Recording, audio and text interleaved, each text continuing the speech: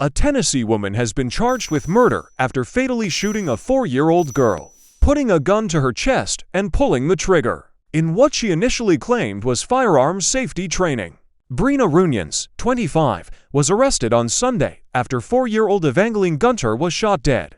After the shooting in Rockwood, Tennessee, Runions and her girlfriend put the child in a car and drove to seek medical help. Calling 911 as they drove, they met EMTs in a Walmart parking lot, WBIR reported, and the child was taken to hospital and pronounced dead on arrival. Runions told police that she had ensured the gun was unloaded and pointed it at her chest as a firearm lesson.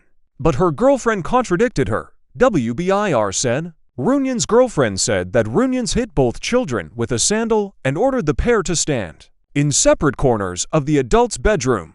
The girlfriend said Runions then took out a gun and removed the magazine, then called Evangeline over and shot her in the chest.